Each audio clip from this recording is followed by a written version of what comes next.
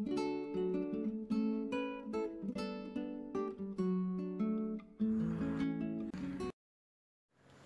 livro Pontos e Contos, ditado pelo Espírito Irmão X, a Francisco Cândido Xavier. Título da mensagem: Espiritismo científico apenas? Grande contingente de estudiosos das teses espiritistas pleiteia agora uma situação especial de evidência para o espiritismo estritamente científico, pugnando pelo esquecimento dos tesouros evangélicos. Alguns vão ao extremo de condenar a prática da prece. Outros apontam as tarefas de consolação com uma pontinha de ridículo na observação impensada e mordaz. Provoca-lhes estranheza ao coração.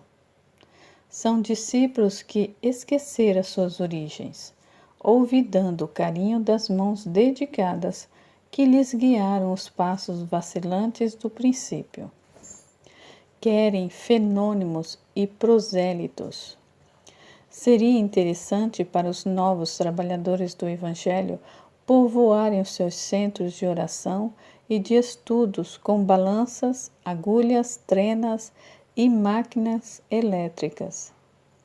No meio de todo esse aparelhamento, haveria uma cátedra para o estranho Colombo, dispondo a maravilhosa descoberta do plano espiritual, sentado calmamente em sua cadeira.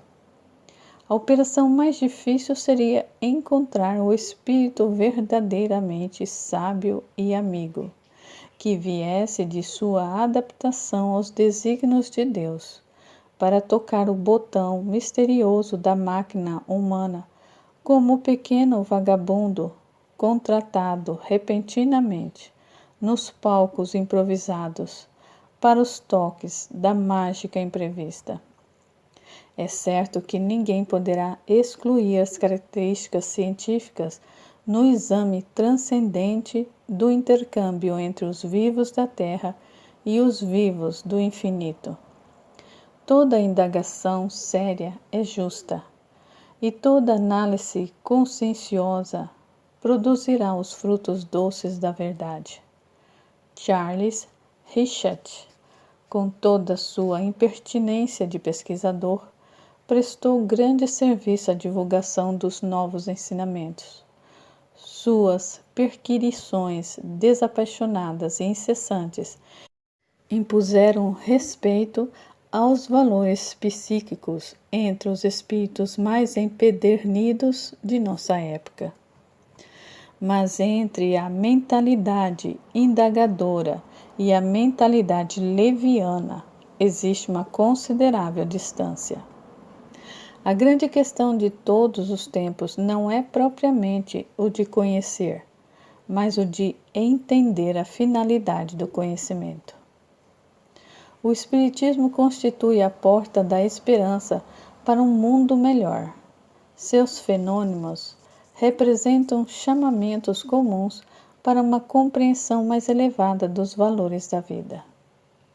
O intercâmbio entre a natureza visível e o invisível conduz a profundas ilações de ordem moral, que é necessário não esquecer.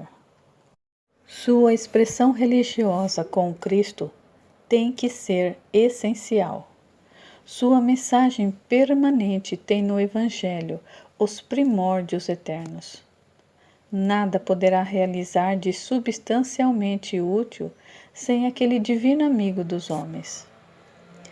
Instalar mais uma ciência puramente intelectual, onde todas as expressões científicas do cérebro, sem o coração, já faliram desastradamente no capítulo da elevação real da criatura, não constituiria uma leviandade de consequências fatais? A plataforma espírita em todos os lugares será, antes de tudo, uma aleluia dos corações. Suas vozes deverão reviver as lições incompreendidas daquele mestre amoroso e sábio que veio salvar os pecadores. O Evangelho está repleto das expressões subir ao monte. Jesus pregava no monte. Comumente, os discípulos iam encontrá-lo ali, de modo a lhe ouvirem o ensinamento.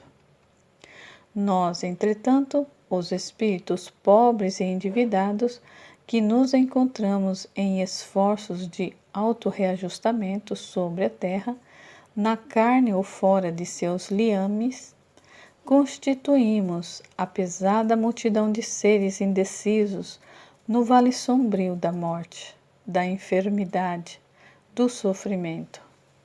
Para encontrarmos o Cristo, é indispensável a viagem difícil da montanha. É preciso alçar o coração no sacrifício e marchar, não obstante todos os apelos das ambições desvairadas, vencendo as sugestões do egoísmo e da tentação do bem-estar, que por vezes se manifestam inesperadamente nas observações afetuosas de timbre familiar.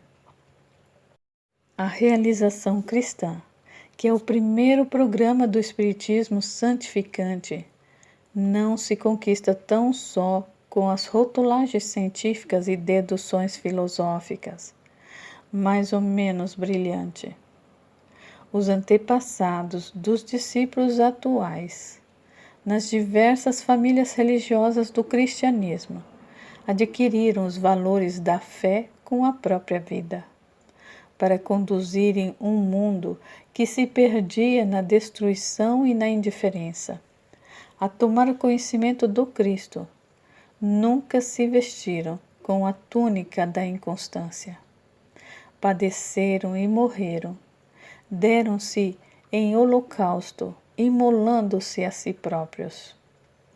A inquietação tem sido um mal de todos os séculos, mas seria justo perguntarmos aos homens dos tempos que correm, quando os problemas da profundidade submarina e da atmosfera o preocupam, porque se espanta consigo próprio, entre as muralhas dos livros de paz e as ruínas fumegantes das guerras?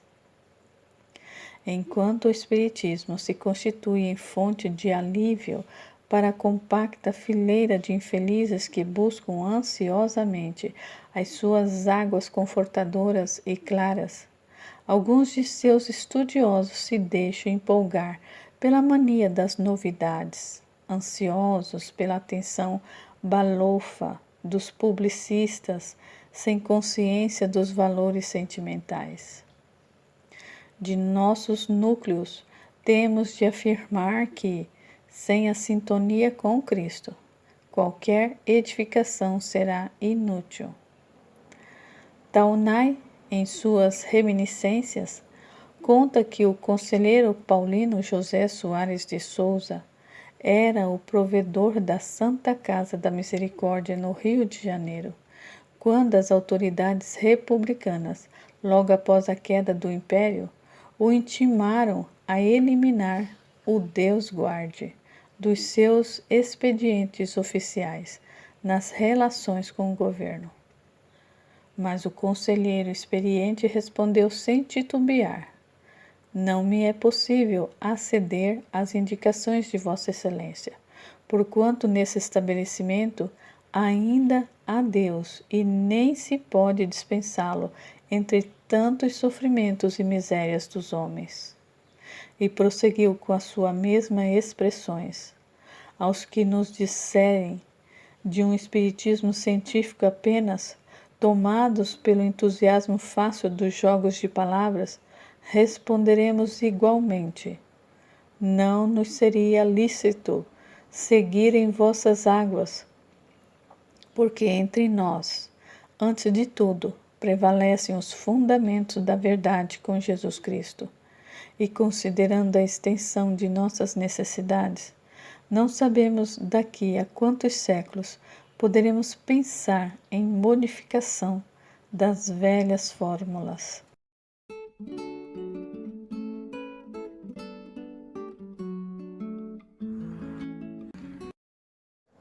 Do livro Pontos e Contos, ditado pelo Espírito Irmão X, A Francisco Cândido Xavier. Título da mensagem: A parábola do rico. Na pequena assembleia espiritual estudávamos a parábola do rico. Alguns intelectuais brilhantes no mundo inclinavam-se comovidos ante a necessidade de penetrarem à luz dos capítulos simples do evangelista. Na cátedra das lições costumeiras, a figura de Pedro Richard nos acompanhava com atenção generosa e sincera. O quadro não era muito diferente das circunstâncias em que se poderia realizar sobre a Terra.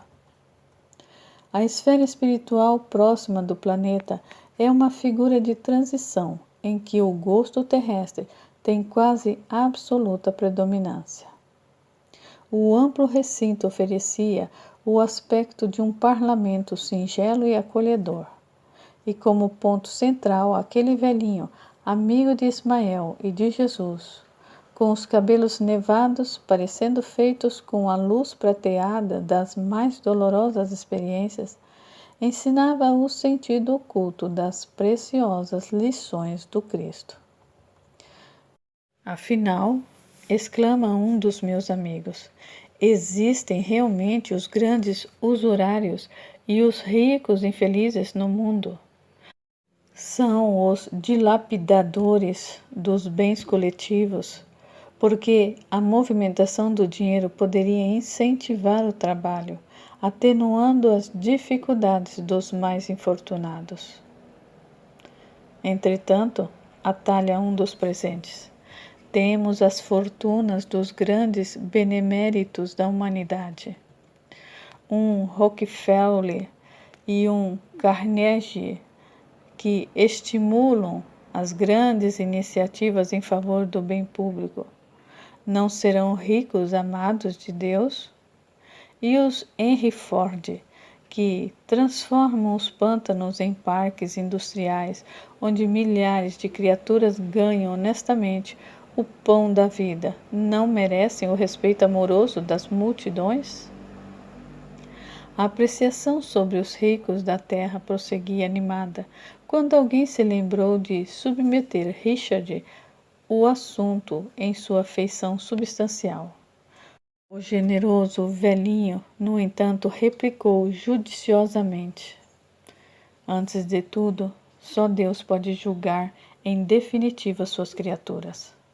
Mas como considero o planeta terrestre uma abençoada escola de dor que conduz à alegria e de trabalho que encaminha para a felicidade com Jesus, devo assinalar que, na carne, não conheço senão espíritos cheios de débitos pesados, com as mais vastas obrigações perante a obra de Deus, que é o país infinito das almas. Quem será o Senhor das riquezas senão o próprio Pai, que criou o universo? Onde estão os bancos infalíveis ou os milionários que possam dispor eternamente dos bens financeiros que lhes são confiados? A expressão cambiais do mundo são convenções que outras convenções modificam. Basta, às vezes, um sopro leve das marés sociais para que todos os quadros da riqueza humana se transformem. Tenho de mim para comigo que, no mundo, o dinheiro a gastar como a dívida financeira a resgatar são também oportunidades que o Senhor de todas as coisas nos oferece, para que sejamos dignos dele. O crédito exige a virtude da ponderação com a bondade esclarecida, e o débito reclama a virtude da paciência com o amor ao trabalho.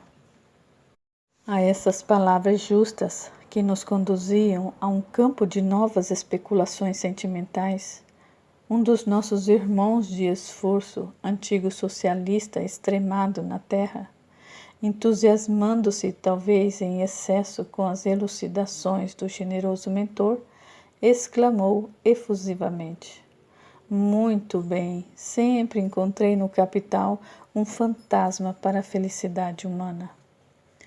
Pedro Richard endereçou-lhe o olhar cheio de mansuetude e explicou com bondade: quem te afirmou que o capital no mundo é um erro? E depois de uma pausa, dando a conhecer que desejava acentuar as suas palavras, acrescentou: podemos assinalar a dedo os raríssimos homens da terra que conseguem trabalhar sem o aguilhão.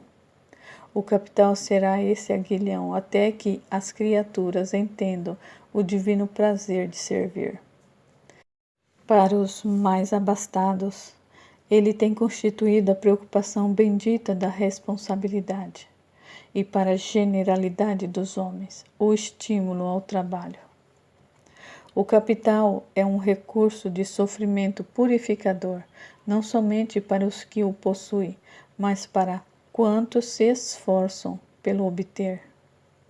É o meio pelo qual o amor de Deus opera sobre todas as estruturação da vida material no globo. Sem a sua influência, as expressões evolutivas do mundo deixariam a desejar, mesmo porque os espíritos encarnados estariam longe de compreender os valores legítimos da vida, sem a verdadeira concepção da dignidade do trabalho. O nosso amigo quedou-se em meditação. Aqueles esclarecimentos generosos e simples profundamente nos surpreendiam. O mentor benévolo e sábio continuou as suas elucidações evangélicas. Explicações desconhecidas e inesperadas surgiam de seus lábios, derramando-se em nossos espíritos como jatos de luz. Eram novas claridades sobre a figura incompreendida e luminosa do Cristo. Revelações de sentimentos que nos conduziam ao máximo de admiração. Grande número de literatos desencarnados no Brasil, filiados a mais diversas escolas, escutavam-lhes os conceitos simples e profundos. Foi então que, ao fim dos estudos e nas derradeiras observações, um velho conhecedor das letras evangélicas adiantou-se para o velhinho bom, interrogando: Richard, as tuas explicações são judiciosas e derramam novas claridades em nosso íntimo, mas sempre ponderei uma questão de essencial interesse nessa parábola do Evangelho.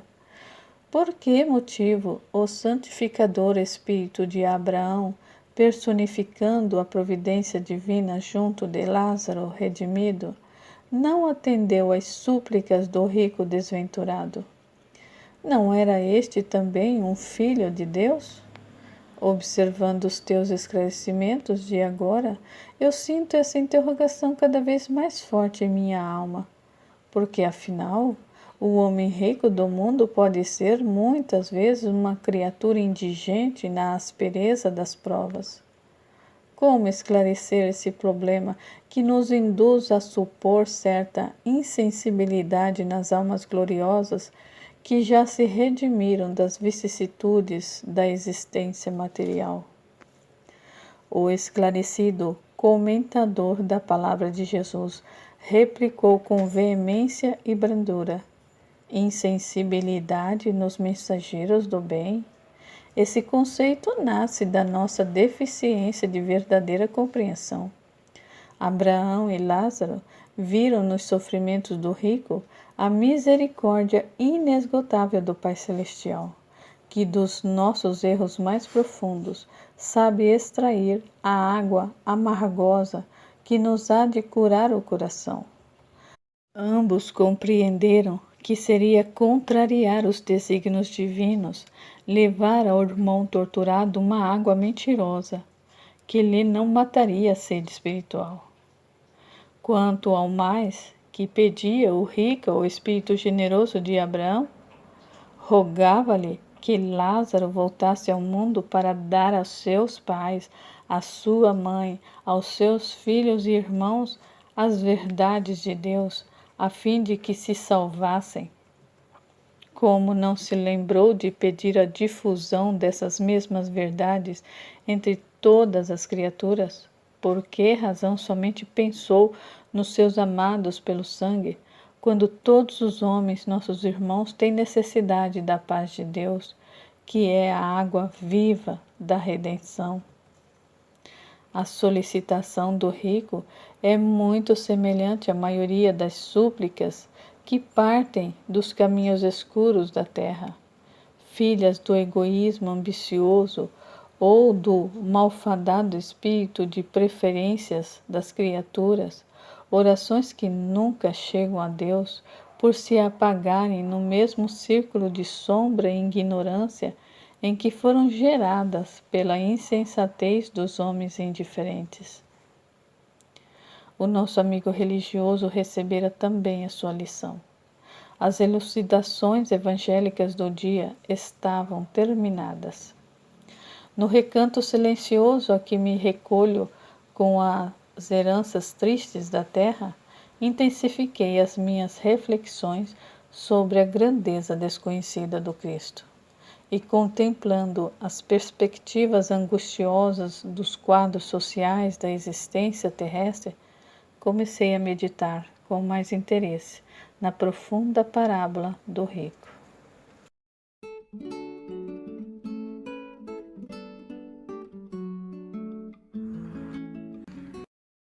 Do livro Pontos e Contos, ditado pelo Espírito Irmão X, a Francisco Cândido Xavier. Título da mensagem: O Quinhão do Discípulo. Cercado de potências angélicas, o mestre dos mestres recebia a longa fileira de almas necessitadas a chegarem da terra, trazidas pelas asas veludosas do sono. Rogativas particulares sucediam-se ininterruptas, e o divino dispensador as acolhia afavelmente. Para as solicitações mais disparatadas, oferecia a ternura do benfeitor e o sorriso do sábio. Jovens e velhos, adultos e crianças eram admitidos à augusta presença, um a um, expondo cada qual a sua necessidade e a sua esperança. Senhor, implorava carinhosa a mãe de olhos súplices, meus filhos aguardam-te a complacência vigilante. E prosseguia aflita, enumerando intrincados problemas domésticos, destacando projetos para o futuro na experiência carnal. O mestre ouviu e recomendou aos cooperadores atendessem à súplica na primeira oportunidade. Seguiu-se-lhe linda jovem que rogou ansiosa: ó Jesus, atende-me, socorre meu noivo que sucumbe, livra-o da morte, por piedade, sem ele não viverei. O benfeitor divino ouviu, atento, e ordenou que os emissários restituíssem o dom da saúde física ao doente grave. Logo após entrou o velho e simpático lavrador de gestos confiantes, que se posternou suplicando: doador da vida, abençoa o meu campo, peço-te. Amo profundamente a terra que me confiaste. É celeiro do meu pão, recreio dos meus olhos, esperança de minha velhice. O pastor divino sorriu para ele, abençoou-o afetuosamente e determinou aos auxiliares santificassem o ritmo das estações sobre o campo daquele trabalhador devotado, para que ali houvesse flores e frutos abundantes. Em seguida, cavalheiro respeitável penetrou o recinto de luz, evidenciando nobre posição intelectual, e solicitou, reverente, protetor dos necessitados, o ideal de realizar algo de útil na terra inflama-me o espírito. Dá-me possibilidades materiais, concede-me a temporária mordomia de teus infinitos bens. Quero combater o pauperismo e fome, a nudez entre os homens encarnados. auxilia-me por compaixão. O embaixador do sumo bem contemplou satisfeito, aqueceu com a palavra de estímulo e designou adjuntos para a articulação de providências quanto à satisfação do pedido. Minutos depois entrou um filósofo que implorou: sábio dos sábios, dá-me inspiração para renovar a cultura terrestre. O Cristo aprovou a petição, concedendo-lhe vasto séquito de instrutores.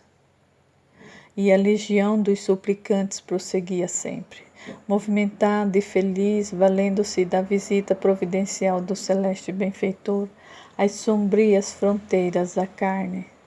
Jesus atendia sempre, ministrando incentivos e alegrias, graças e consolações, determinando medidas aos assessores diretos. Em dado instante, porém, o círculo foi penetrado por um homem diferente.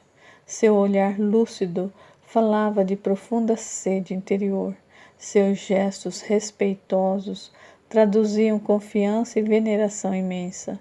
Ajoelhou-se humilde, estendendo os braços para o emissário do Eterno Pai, e ao contrário de quantos lhe haviam precedido na súplica, explicou-se com simplicidade: Senhor, eu sei que sempre dás conforme os nossos rogos. Ante a estupefação geral, continuou: há quase 20 séculos ensinaste-nos que o homem achará o que procura e receberá o que pede. O divino orientador ouvia, comovido, enquanto os demais seguiam a cena com admiração. O visitante reverente deixou cair lágrimas sinceras e prosseguiu: vezes inúmeras eu tenho lidado com o desejo e a posse, com a esperança e a realização nos círculos transitórios da existência carnal. Estou pronto para cumprir-te os desígnios superiores, seja onde for, quando e como quiseres. Mas se permites, rogo-te luz divina do teu coração para o meu coração, paz, alegria e vigor imortais de tua alma para minha alma. Quero seguir-te, enfim. Com doçura admirável, o mestre tocou-lhe a fronte e indagou: queres ser meu discípulo? Sim, respondeu o aspirante da luz. Calou-se o Cristo, verificando-se intervalo mais longo e considerando que todos os pedintes haviam recebido gratificações e júbilos imediatos. O aprendiz perguntou: que me reserva, Senhor? O doador das bênçãos contemplou-o com ternura e informou: volta ao campo de teus deveres. Entender-me-ei contigo diretamente. E depois de um silêncio que ninguém ousou interromper, o mestre concluiu: reservar-te-ei a lição.